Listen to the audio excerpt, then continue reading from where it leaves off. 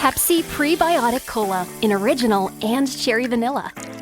That Pepsi taste you love with no artificial sweeteners and 3 grams of prebiotic fiber. Pepsi Prebiotic Cola. Unbelievably Pepsi. And here is the star of the History Channel, Robert Clotworthy. When you watch Ancient Aliens or The Curse of Oak Island Gold or The Curse of Civil War Gold or any cursed supreme metal, the voice behind it is Robert Clotworthy. I have so much respect for Robert because he's at the top of the food chain of voiceover talent, but he makes those shows work. You could not imagine a different voice telling the story, driving the story of Ancient Aliens. Robert Clotworthy, live. Welcome to the big show. Oh, thank you for having me on, Walter. Really enjoy speaking with you. It's a pleasure. 18, 19 seasons of Ancient Aliens. How many is it?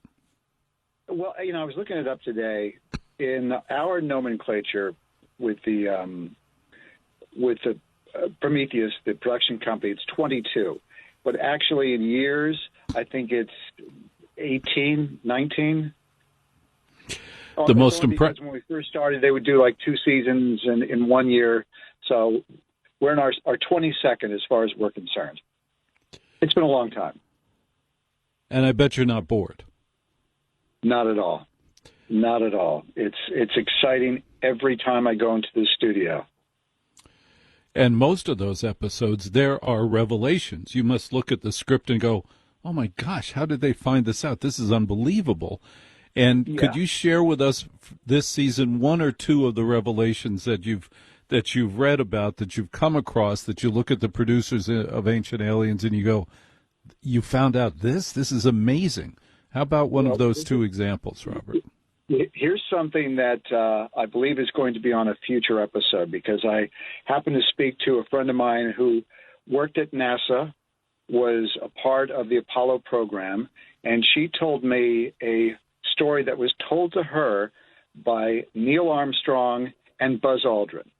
I just happened to have a conversation with her, and I asked her about the astronauts, and she had mentioned that she'd been to many parties with astronauts during the missions, and she'd mentioned Neil Armstrong. I said, wait a minute, you were at Neil Armstrong's house? And she goes, yeah.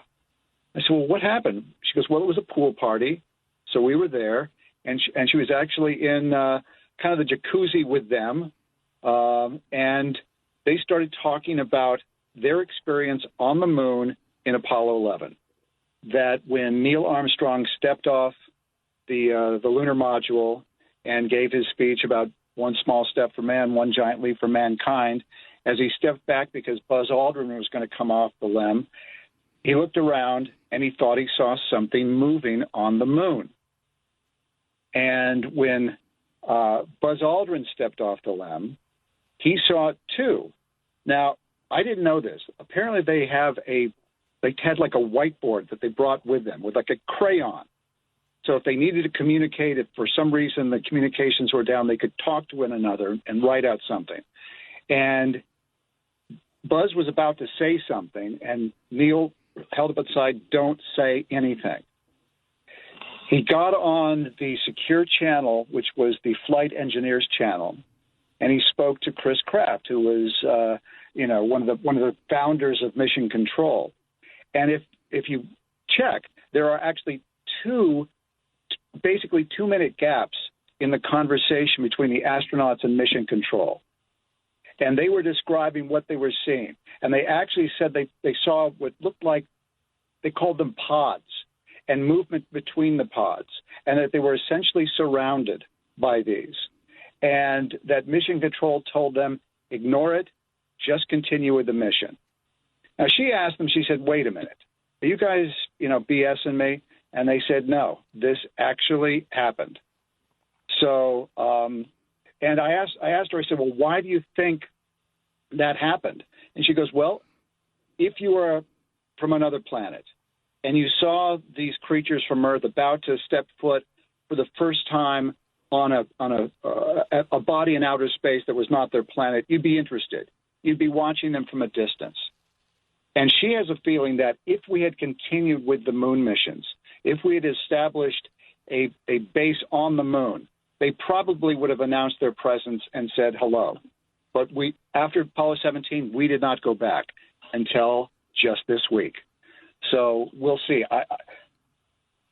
And based on what I understand about Neil Armstrong, he was not a guy who was a prankster. He wouldn't joke about something like this. In fact, he rarely discussed the mission to the moon. He wouldn't even talk to his own son about it. To think that he was just kind of pulling somebody's leg, I doubt. But that I thought was fascinating. I think we're going to have that on a future episode where she tells that story. Do you think that Neil Armstrong did not talk about it with his son or anybody because of seeing multiple things like that would have required long explanations that, frankly, he didn't have? I would agree with you. And even on the mission to the moon, they actually saw a UFO on their way to the moon. That Buzz Aldrin was looking out the window and he said, "Hey, Neil, take a look at this." And they saw an object moving across space. And Neil said, "Oh, I think that's just the booster." And Buzz said, "Wait a minute. Didn't we already see the booster but going in a different direction?" And Neil Armstrong said, "Well, unfortunately, we can't go over there and take a look. We've got a mission to go on." So they had to let it go. But they saw something on their way to the moon as well. I think that Neil Armstrong was pretty shocked by the experience on the moon. And if he did actually see something moving up there watching him, yeah, I can see why he wouldn't want to discuss that. Buzz has always been problematic for NASA. Yeah. Because he is who he is, and he's a brilliant man, but every now and then he says wacky things. Yeah. And yeah. like he was on the talk show, and they said, "Well, when you went to the moon," and he said, "Well, I didn't go to the moon. You saw an animation." He used to say things like this. Yeah. And he must be deeply conflicted between what he saw, what he was told to say, and what he was told he can't say. And then there's the problem of remembering stuff. Yeah. She told me that Buzz was more of a prankster, but Neil Armstrong was the one that was driving the conversation. And she wasn't asking questions. She just sat there and listened to them discussing it and then asked what's going on. And this is a person I find incredibly credible. They've been awarded the Distinguished Flying Cross, which was awarded to Charles Lindbergh, has 2 Purple Hearts. This is not a person that is timid and easily fooled. So, admittedly, she was, 25 at the time. These were a couple of astronauts. Maybe they were pulling her leg, but I don't think so. No one has ever, like you said, no one has ever called Neil Armstrong a jokester. You and I are talking to Robert Clotworthy, who is the voice of Ancient Aliens. He's the voice of the History Channel with The Curse of Oak Island Gold and The Curse of Civil War Gold. Robert Clotworthy. Other revelations that we might be able to explore here about this season?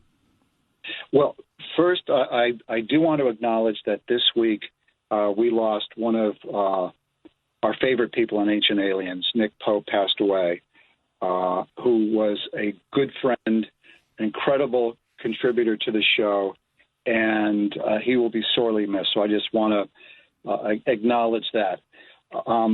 He was... By the way, many people also miss him. I got a lot of notes the day he passed away this week, a lot of notes on Facebook, a lot of emails from Midnight Misfits. Yes, Nick Pope, his passing will be missed on the show and by your fans. Fortunately, we did a lot of filming with Nick, so he's going to be well represented in this new season.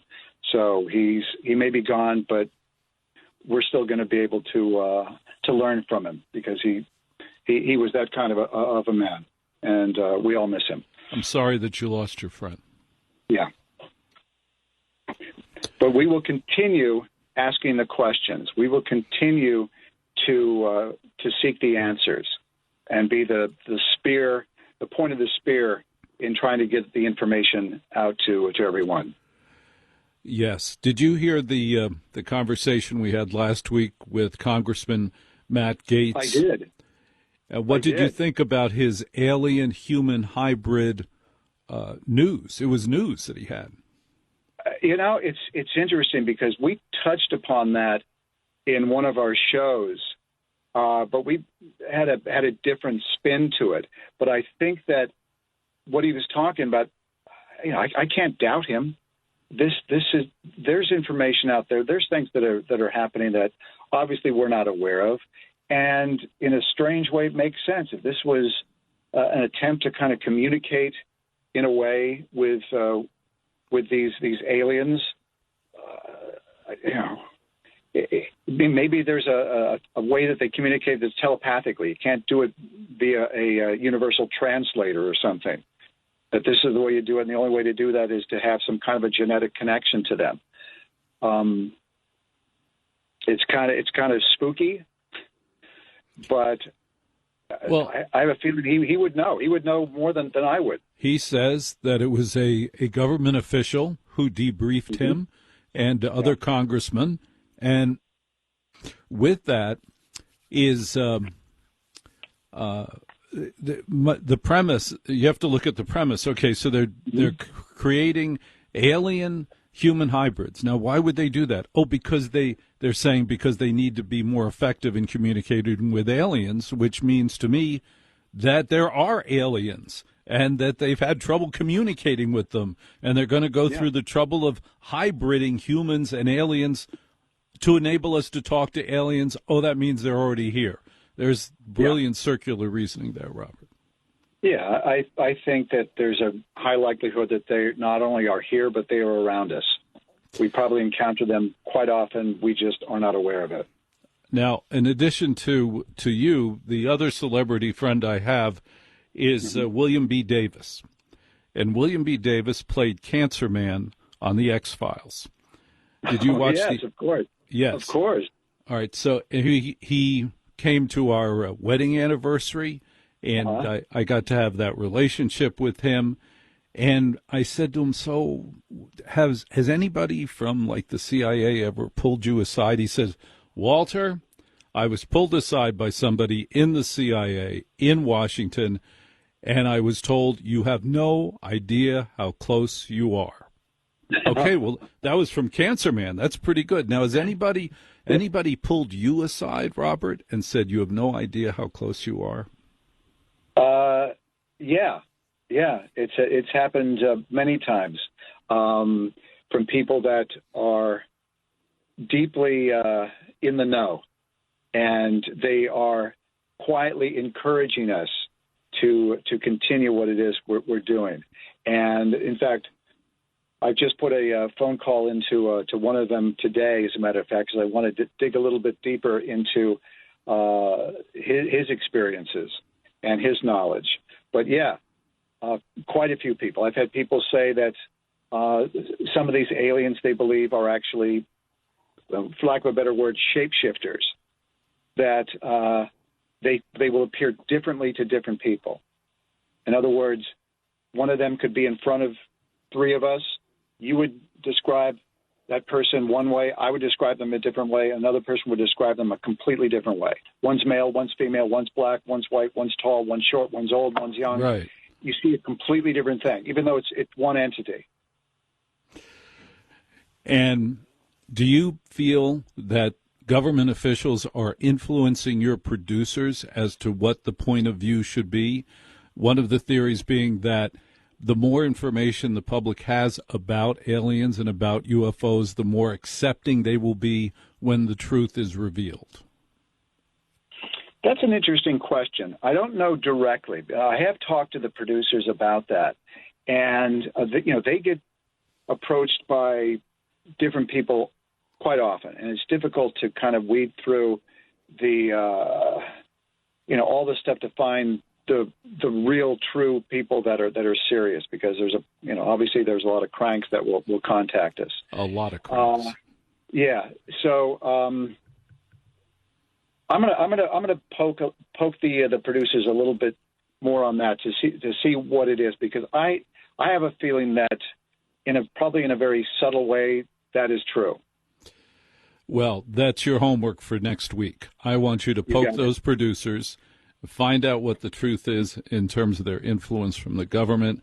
Robert Clotworthy, voice of Ancient Aliens, Curse of Oak Island Old, thank you so much for being a friend of Another Side of Midnight with Walter Sterling on the Red Apple Audio Networks.